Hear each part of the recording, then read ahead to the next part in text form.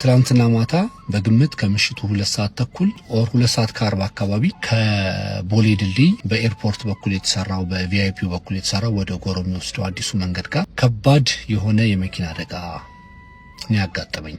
አደጋውን ያደረሰው ሲኖትራክ ነው። እኔ ስደርስ በሩ ተከፍቶ ሹፌሩ አምልጧል። ተዋናይ ሄኖክ ድንቁ እጅግ በጣም ከባድ የሆነ የመኪና አደጋ እንደገጠመውና ከዚህ በፊት እንደዚህ ያለ የመኪና አደጋ ገጥሞት እንደማያውቅ ወደ ማህበራዊ ሚዲያው ብቅ ብሎ እንዲህ ሲል መልእክቱን አስተላልፈዋል። በህይወቴ እንደዚህ ያለ ከባድ የመኪና አደጋ አጋጥሞኝም አይቼም አላውቅም ሲል ነው ጉዳዩን ወደ ማህበራዊ ሚዲያ ይዞት የመጣው። ይህንን አስደንጋጭ ቃል የተናገረው ሄኖክ ድንቁ እንግዲህ ከዚህ ጉዳይ ጋር ተያይዞ የሰጠው ማብራሪያ አለ። ምንድነው የገጠመው፣ የተፈጠረው ነገር ምንድነው የሚለውን ጉዳይ አብራችሁን ከቆያችሁ በዝርዝር የምንነግራችሁ ጉዳይ ይሆናል።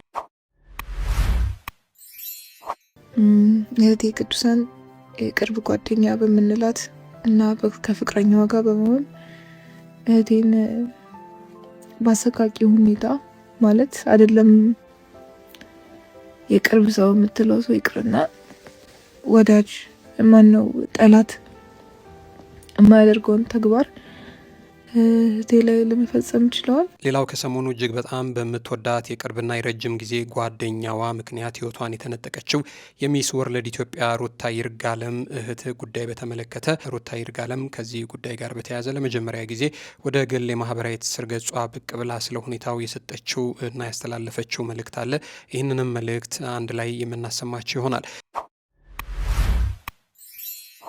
በሌላ መልኩ አንዲት እናት ህጻን ልጇን በእቅፏ ይዛ በመሀል አዲስ አበባ መገናኛ አካባቢ በአደባባይ በአንድ ሰው ስትንገላታ የታየው ቪዲዮ ብዙዎችን ያስቆጣ ጉዳይ ሆኗል። በጥቂት ሰዓታት ውስጥ ታዲያ ይሄ ቪዲዮ በሺዎች የሚቆጠሩ ሰዎች ዘንድ ተሰራጭቶ ግለሰቡ ማን ነው፣ ለምንድን ነው ይህችን እናት በዚህ ልክ የሚያንገላታት፣ ስለምንስ እንደዚህ ያደረገ፣ በአካባቢው የነበሩ ሰዎች ስለምንድን ነው ዝም ያሉት የሚሉና ሌሎች ጉዳዮችም እየተነሱ ይገኛሉ። ይህንንም ጉዳይ በተመለከተ በዝርዝር የምንነግራቸው ይሆናል።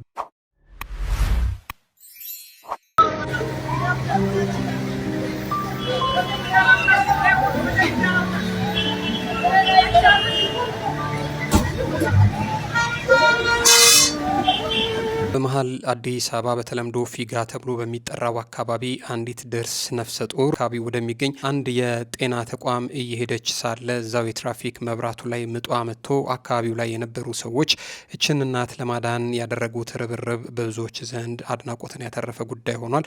ጉዳዩንም በቀጥታ የምናሳያችሁ ይሆናል።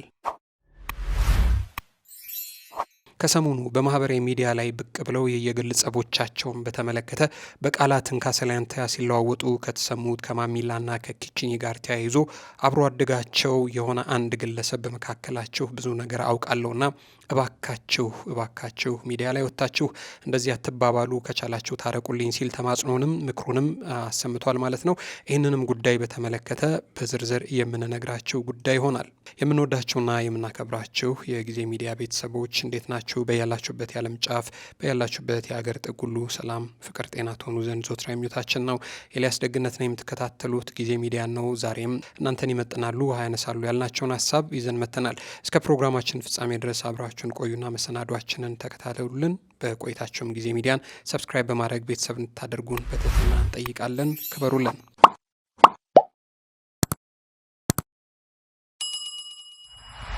ወደ ቀዳሚ መረጃችን ስናልፍ ከተዋናይ ሄኖክ ድንቁ ጋር ተያይዞ ያለው መረጃ ነው ልንነግራችሁ የወደድን ነው። ከሰሞኑ እጅግ በጣም ከዚህ በፊት አይቶት የማያውቅና ገጥሞት የማያውቅ ከባድ የሆነ የመኪና አደጋ እንደገጠመውና ከዚህ ጉዳይ ጋር ተያይዞ ምን መደረግ እንዳለበት መልእክቱን አስተላልፏል። በህይወቴ እንደዚህ ያለ ከባድ አደጋ አይቼ አላውቅም ሲል ነው ተዋናይ ሄኖክ ድንቁ በአዲስ አበባ የተመለከተውን እጅግ አሰቃቂና ከባድ የሆነ የመኪና አደጋ በተመለከተ በግል የማህበራዊ ትስስር ገጹ ላይ ብቅ ብሎ ያስተላልፈው። በህይወቴ እንደዚህ ያለ ከባድ አደጋ አይቼ አላውቅም ሲል ነው ሄኖክ ድንቁ የተናገረው። ጉዳዩን በተመለከተ እንዲህ ሲል ነው መልእክቱን ያስተላለፈው። አደጋው የተከሰተው ከቦሌ ድልድይ በኤርፖርት በቪአይፒ መውጫ በኩል ወደ ጎሮ በሚወስደው አዲሱ መንገድ ላይ ነው። ትላንትና ነው ነገርየው የተከሰተው ሲል ነው ሰዓቱን ከ12 ሰዓት ከ30 ምናልባትም ደግሞ እስከ 12 ሰዓት ከ40 ባለው ጊዜ ውስጥ እንደሆነ ይገልጻል። ከ45 ሰከንድ እስከ 1 ደቂቃ ባለው አጭር ጊዜ ውስጥ ቦታው ላይ መድረሱን ይገልጻል።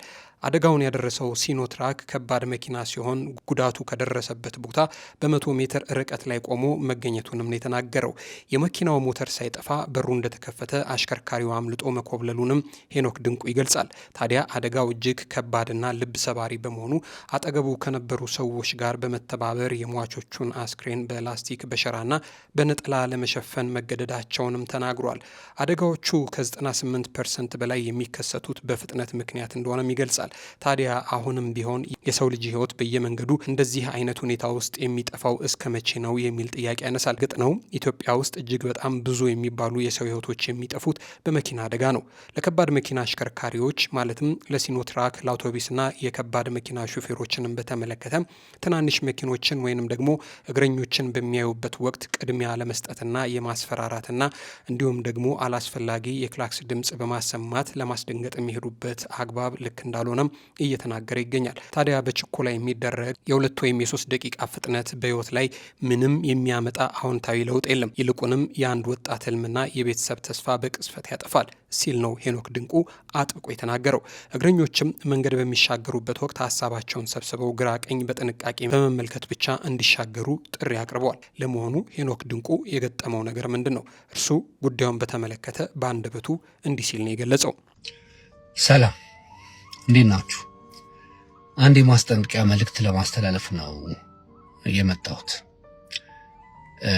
ትላንትና ማታ በግምት ከምሽቱ 2 ሰዓት ተኩል ኦር 2 ሰዓት ከ40 አካባቢ ከቦሌ ድልድይ በኤርፖርት በኩል የተሰራው በቪአይፒ በኩል የተሰራው ወደ ጎሮ የሚወስደው አዲሱ መንገድ ጋር ከባድ የሆነ የመኪና አደጋ ነው ያጋጠመኝ። እኔ ከመድረሴ 45 ሰከንድ ኦር 1 ደቂቃ ልዩነት ነው የሚሆነው አደጋውና አደጋውን ያደረሰው ሲኖትራክ ነው። እኔ ስደርስ ልጁ ከወደቀበት ከሞተበት ቦታ የ100 ሜትር ርቀት ላይ ሲኖትራክ መኪናው ቆሞ ሞተሩ አልጠፋም፣ በሩ ተከፍቶ ሹፌሩ አምልጧል። እዛ አካባቢ የነበረ ከአንድ ልጅ ጋር በመሆን ነው ልጁ ጋር የደረስነው። በጣም እንዴት ቢል እንገራችሁ ዘግናኝ የሚባል አደጋ። ልጁ ጭንቅላቱ ተከፍቷል። አንጎላችን የአንጎል የሚባለው ፓርታችን መሬት ላይ ወድቋል። በጣም ዘግናኝ። እኔ እንደዚህ አይነት ነገር በህይወት ዘመን አይቻላል። በጣም ዘግናኝ የሚባል አደጋ ነው። ለማየት ሁሉ ስለሚዘገንን ላስቲክ ፈልገን ሸራ ላስቲክ አደረግንበት። ከዛ በኋላ ነጠላ ሰዎች መሰብሰብ ጀመሩ ምናምንና አላቅም አደጋው እንዴት እንደተከሰተ። ግን አንድ ነገር እርግጠኛ ሆኜ መናገር የምችለው አደጋ ከ98% በላይ በፍጥነት የሚከሰት እንደሆነ አውቃለሁ። አሁን እዚህ ጋር ጂጂ ያደረኩኝ አይደለም። የሲኖትራኩ ሹፌር ጥፋት ይሁን የሟቹ ይሁን አላቅም፣ ግን ከባድና ዘግናኝ የሆነ አደጋ ይቻላል።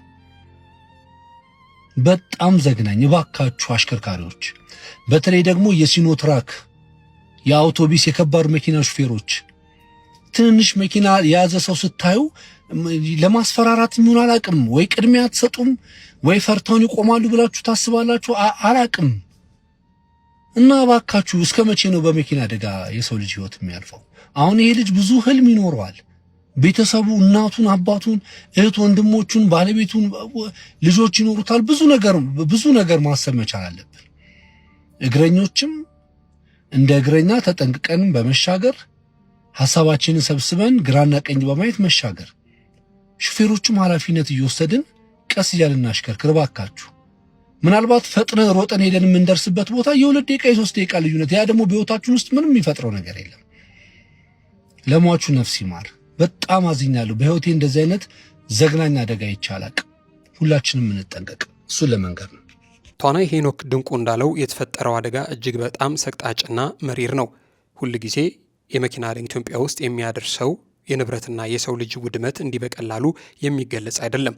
ለሟቾች ፈጣሪ ነፍሳቸውን በሰላም ያሳርፍ ዘንድ ተመኘን። ለቤተሰቦቻቸው ደግሞ የሀዘን መጨረሻ እንዲያደርግላቸውም ምኞታችን ነው።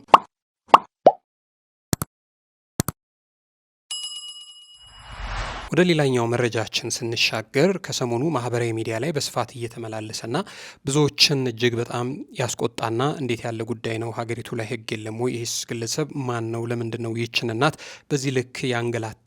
እያሉ ጥያቄ ያነሱበትን ጉዳይ በተመለከተ ልነግራችሁ ወደን ነው።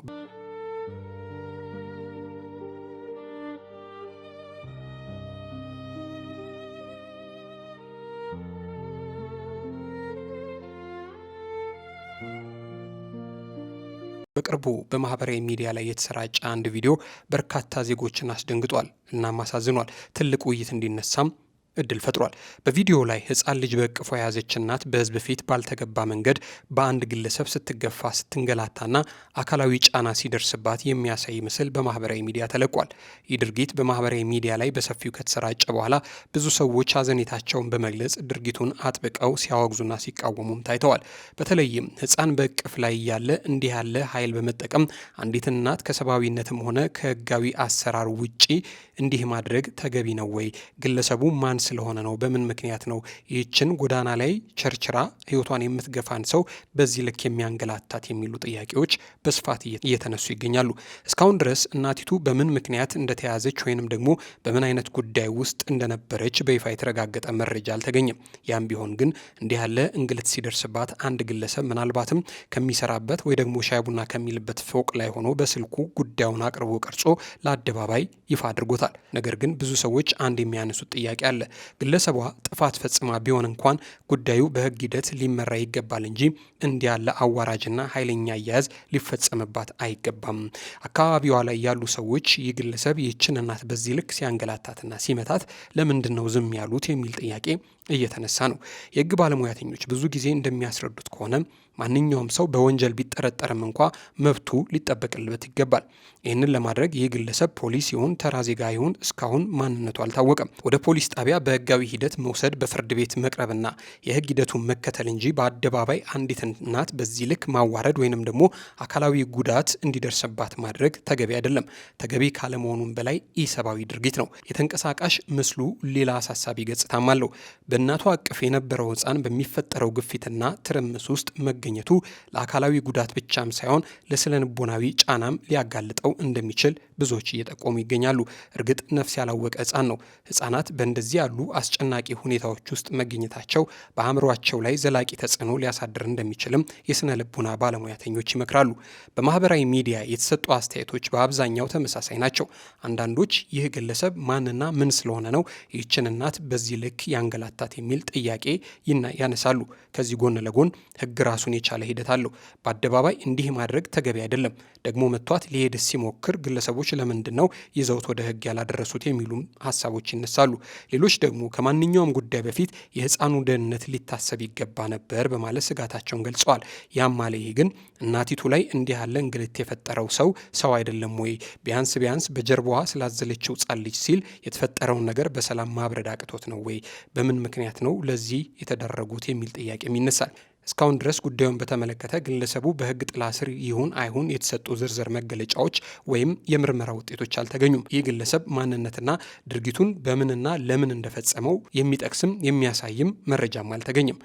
ያም ማለ ይህ ግን በዚህ ጉዳይ ዙሪያ እውነቱ ሙሉ በሙሉ እንዲገለጥና ከህግ ውጭ ከሆነ ግለሰቡ ተይዞ ሊጠየቅ ይገባል የሚሉ ግለሰቦች ጥያቄ በስፋት እየተነሳ ይገኛል። አይ ግለሰቡ አይታወቅም እንዳይባል በካሜራ ተቀርጿል። ስለዚህ ካሜራ የያዘው ነገር ነውና ሰውየው ማንነቱ ታውቆ ታድኖ ካለበት ተይዞ በህግ ፊት ሊቀርብ ይችላል። እንደዚህ በችግር በመከራ ተንገላታ አደባባይ ላይ ቸርችራ ህፃን ልጇን የምታሳድግን እናት ምንም ያህል ቢተዋወቁ ምናልባትም ወይ በደለችኝ ወይ ሰደበችኝ ወይ ገፋችኝ ብሎ እንኳ ቢል በዚህ ልክ በአደባባይ ሊያንገላታት አይገባም። ስለዚህ ጉዳዩ በህግ አግባብ ታይቶ ተጣርቶ ግለሰቡ አስፈላጊውን ቅጣት ሊያገኝ ይገባል የሚሉ ሀሳቦች በስፋት እየተነሱ ይገኛሉ።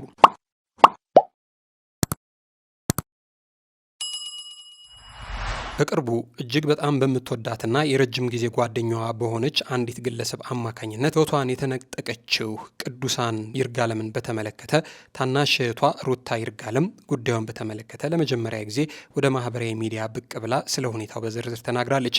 በዚህ ቪዲዮ ላይ ስሜቷን ለመግለጽ ስትቸገርም ታይታለች። ጉዳዩ እጅግ በጣም ብዙዎችን ያሳዘነና ያስደነገጠ ጉዳይ ሆኗል። እህት ሞዴል ሩታ ይርጋለም ምንድን ነበር ያለችው? እሱን ቪዲዮ እናስመልክታችሁ። ሰላም፣ እንዴት ናችሁ? ሩት ይርጋለም ነኝ፣ የቅዱስ ይርጋለም ታናሽ እህት። ሰሞኑን ሚዲያ ላይ ሲተላለፍ እንደሰማችሁት ከሆነ ወይም እንዳያችሁት ከሆነ እህቴ ቅዱሳን የቅርብ ጓደኛ በምንላት እና ከፍቅረኛዋ ጋር በመሆን እህቴን በአሰቃቂ ሁኔታ ማለት አይደለም የቅርብ ሰው የምትለው ሰው ይቅርና ወዳጅ ማነው ጠላት የማያደርገውን ተግባር እህቴ ላይ ለመፈጸም ችለዋል።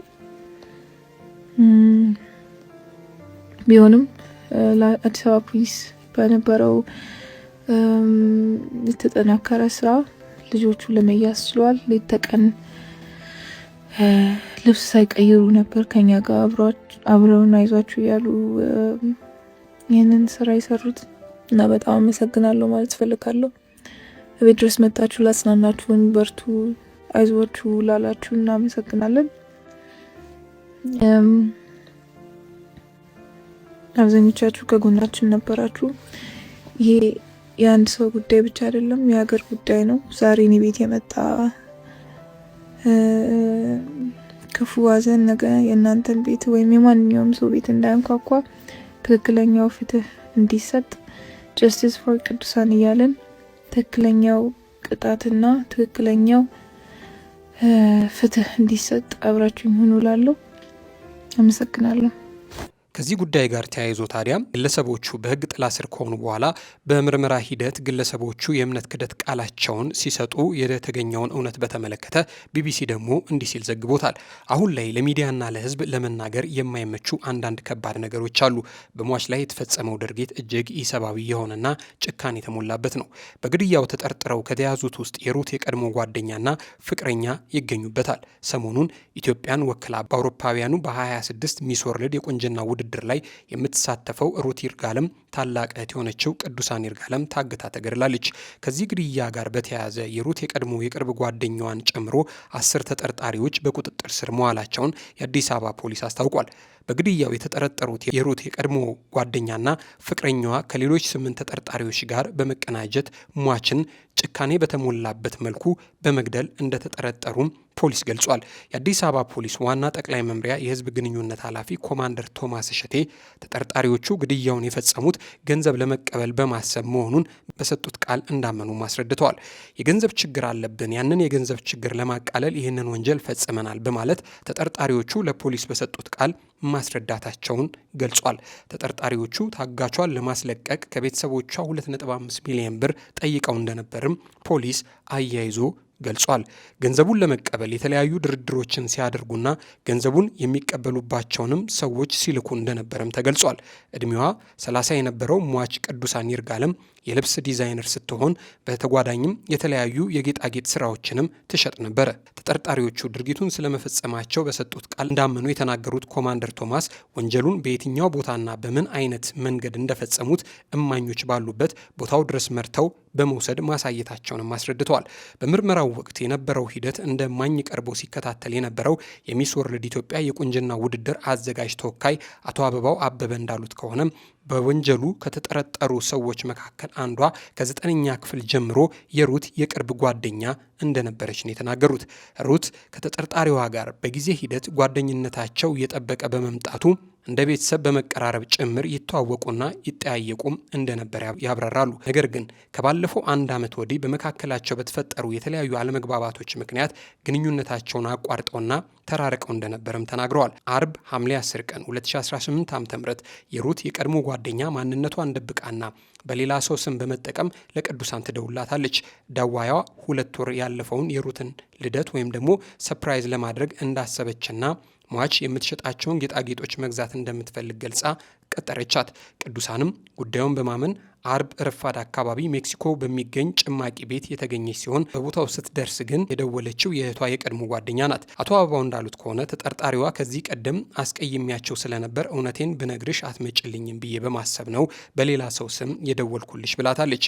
ሟች ቅዱሳን በበኩሏ ለተጠርጣሪዋ ምን ላይ ስትሰጥ እኛ ብንቀየምሽም እኮ ኖሮ እናትሽ ታማ በነበረበት ወቅትም ሆነ ስታርፍ መጥተን አንጠይቅሽም ነበር። ስለዚህ እኛም ምንም አልተቀየምንሽም በማለት እንደመለሰችላትም አስረድተዋል።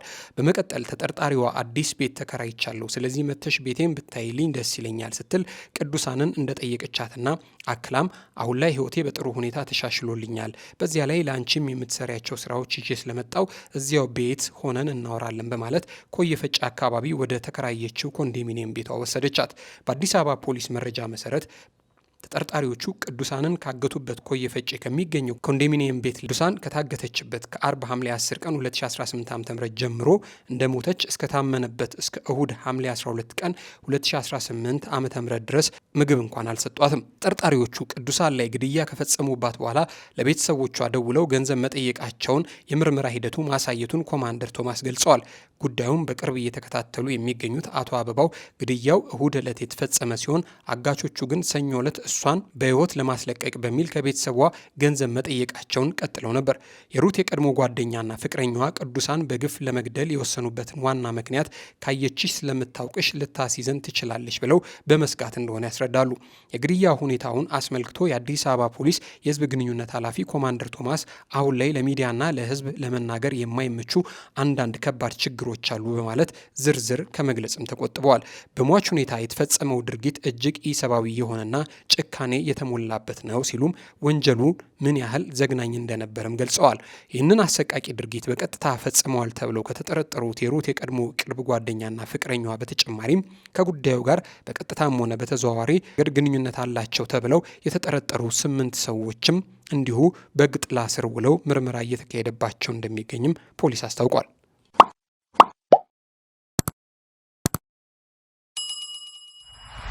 ሌላኛው እጅግ በጣም ያስገረመንና ሰሞኑን መነጋገሪያ ከሆኑ ጉዳዮች መካከል በመሀል አዲስ አበባ በተለምዶ ፊጋ ተብሎ በሚጠራው አካባቢ አንዲት ድርስ ነፍሰ ጡር ከቤቷ ምናልባትም ለቼካፕ አሊያ ደግሞ ቀኗ ስለደረሰ ፊጋ አካባቢ ወደሚገኝ አንድ ጤና ጣቢያ በማምራት ላይ ያለች የፊጋ መብራት ላይ ስትደርስ ቆማ መኪኖችን በማሳለፍ ሂደት ውስጥ ምጧ ይመጣል። ታዲያ የምትይዘው የምትጨብጠው ይጠፋታል። በዚህ አጋጣሚ ታዲያ በአካባቢው ሲያልፉ ሲያገድሙ የነበሩ ግለሰቦች ይህችን እናት ምናልባት እዛው ልትወልድ ትችላለች በሚል ሲረባረቡ መታየቱ ሰው በዚህ ልክ መከባበሩ ያስደስታል። ይሄ ኢትዮጵያዊነት ነው ያስባለ ጉዳይ ሆኗል። በእርግጥ ማህበራዊ ሚዲያ ላይ የተሰራጨው ቪዲዮ እጅግ አጭር ነው። ሴትይቱ ምጧ መጥቶ ምናልባትም ወደ ታች ሲላት ሁለት እግሯን ከፈት እንደማድረግ ብላ የምትይዘውን የምትጨብጠውን ስታጣ ይታያል። ታዲያ አብረዋት ከነበሩ ሰዎች መካከል ይሁን ከኃላፊ አግዳሚ አንዲት ሰው ከያዘችው ሻንጣ ላይ ልብስ ለማውጣት ስትሞክር ትታያለች። ከዛ አንዱ እንዲመጣል የሚያደርግ የሚጠፋው ነገር ይጠፋዋል። መኪና እንደማስቆም ይላል። ደግሞ ሌሎቹ ይመጡና ሰብሰብ ብለው ሴቶቹ ዣንጥላቸውን እያጠሉ ከዛ ግማሾቹ ደግሞ መቅረቢያቸውንም አድርገው ሸፋፍነው ምናልባት እዛ ከወለደች ብለው ሊያዋልዷት ሙከራ እንደማድረግ ይላሉ።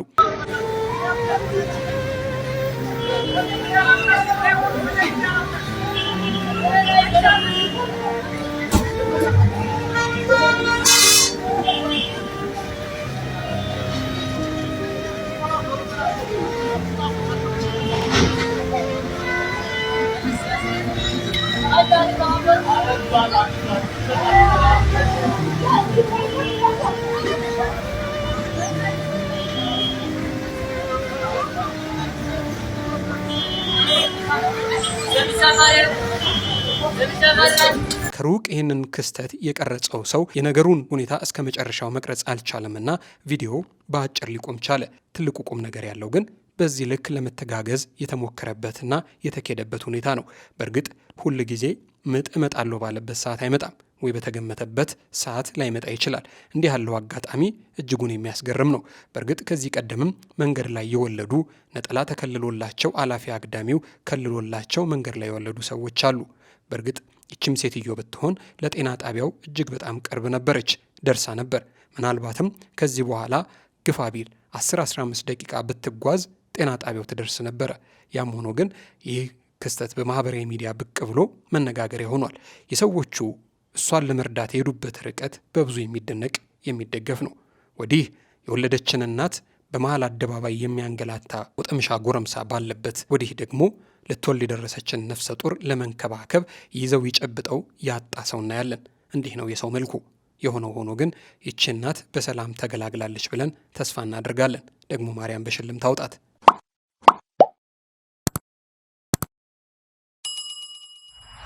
ከሰሞኑ በማህበራዊ ሚዲያ ላይ በየግል የፌስቡክ ገጾቻቸው ላይ በነገር አለንጋ ሲጠዛጠዙ የከረሙትና ከዚህ ቀደም ማሚላና ኪችኒ በሚል በጥንድ የሚታወቁት አርቲስቶች ጉዳይ በማህበራዊ ሚዲያ በሰፊው መነጋገሪያ ሆኗል። አርቲስቶቹ ከዚህ ቀደም አንዳቸው ያሉበት ቦታ ላይ አንዳቸው አይጠፉም። አንዳቸው ሲነሱ አንዳቸው ይኖራሉ። ሁሉ ሰው የሚያውቃቸው አንድ ላይ ሆነው በመስራትና በጋራ ነው። ውለው የሚያድሩት በጋራ ነው። አንዳንድ ጊዜ ሲለብሱም ሲያጌጡም አንድ ላይ ነው። ታዲያ በመካከላቸው ምን እንደገባ በማይታወቅ መልኩ ጠባቸው ከሮ ኑሮ ወደ ማህበራዊ ሚዲያ ላይ ወጥተው የቃላት ወርወራ ጀምረዋል። ታዲያ ከዚህ ጉዳይ ጋር ተያይዞ ምነው በሀገሪቱ ሽማግሌ የለም ወይ? ለምንድን ነው ማያስታርቋቸው? የሚሉ ሀሳቦች በሰፊው እየተነሱ ይገኙ ነበረ። ታዲያ እነዚህ ግለሰቦች በየማህበራዊ ሚዲያዎቻቸው ላይ ሆነው አንዳቸውን ለማጥላላትና ለመስደብ የሚጠቀሙት የቃላት መመላለስ የተመለከተ አብሮ አደጋቸው ጉዳዩን በተመለከተ ወደ ማህበራዊ ሚዲያ ብቅ ብሎ በመካከላቸው ብዙ ነገር አውቃለሁ፣ ግን የሚዲያ ላይ ጸባቸውን ግን አይቼ ዝም ማለት አልፈቀድኩም እባካችሁ ሲል የተማጽኖ ጥሪውን አቅርቧል። ጉዳዩን የገለጸው እንደዚህ ሲል ነው። በመካከላችሁ ብዙ ነገር አውቃለሁ፣ ግን የሚዲያ ላይ ጸባችሁን በዝምታ አይቼ ላድር አቅም አነሰኝ። ሁለታችሁንም ከልጅነት እስከ እውቀት በቅርብ አውቃችኋለሁ። የከተማዬ ሐዋሳ የኪነ ጥበብ ምህዳር እንዲለጠጥ፣ የሙዚቃ አብዮትም እንዲቀጣጠል ሐዋሳን ከቱሪዝም መዳረሻነቷ ባልተናነሰ በሐዋሳ ቤሌማ ዘመን አይሽሬ የሙዚቃ ትሩፋታቸውን ለሀገርና ለዓለም አሳይታችኋል። ሙዚቃችሁ በኢትዮጵያና በከተማችሁ የምሽት ቤቶችም ሆነ በቀን ውሎ አጋጣሚዎች ሳይከፈትና ሳይደመጥ ውሎ አያድርም። ከቤሌማ ማዶ ነጥሮ የወጣው ሲዳማ ፋያ ሌላኛው የዕድሜ ዘመን አንጡራቸው ነው። ከቤሌማ ማዶ ነጥሮ የወጣው ሲዳማ ፋያ ሌላኛው የዕድሜ ዘመን አንጡራቸው ነው።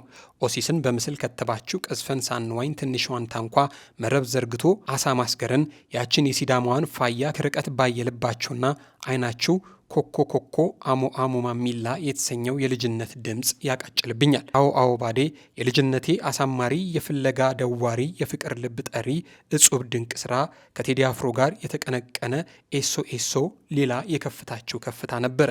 አብሮ መስራት ባይቻል አብሮ መዋል ቢቀር የጸባቸውን ነጋሪት በሀገር ሲጎሰም የጥላቻቸው ህንቢልታ በሚዲያ ሲነፋ እኔ ታናሻቸውን ያመኛል፣ ይከፋኛል። ከስማቸው ተቀጥላ ከወላጅ ስም ይልቅ የአንዳቸው ስም ሲተለተል እየሰማን ላደግን በጋራ መስራት ባትችሉ በጋራ ሽኩቻ ከቃላት ገበያ ስድብ እየተመጀራረጣችሁ ስትነካከሱ ማየት እውነት እኔም በጣም ያመኛል።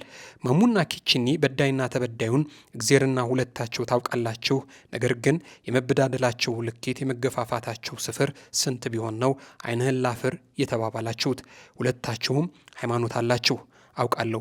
በእምነታችሁ ዶግማና ቀኖና ጸበን የሚደግፍ አንድም አስተምህሮ እንደሌለ እረዳለሁ።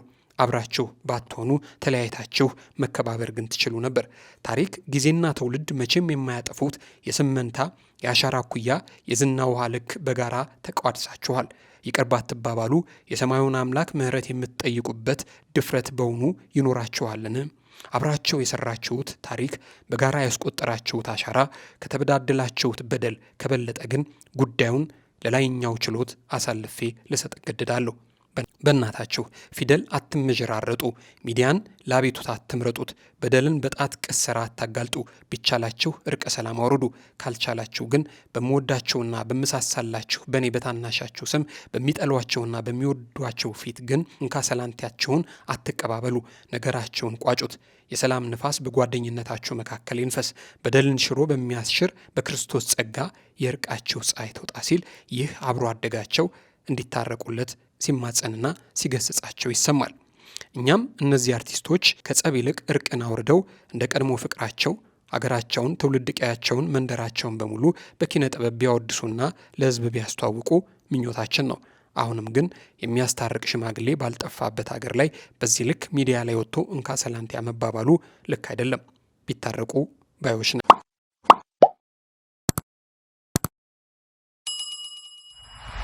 የምንወዳችሁና የምናከብራችሁ የጊዜ ሚዲያ ቤተሰቦች ለዛሬ የነበሩን አጫጭር መሰናዶዎች እነዚህን ይመስሉ ነበር። አብራችሁን ስለቆያችሁ እጅግ በጣም ከልብ አድርገን እናመሰግናለን። ክብር ይስጥልን። በቆይታችሁ ጊዜ ሚዲያን ሼር፣ ላይክ፣ ሰብስክራይብ በማድረግ ቤተሰብ ታደርጉን ዘንድ ጠየቅን። እናመሰግናለን።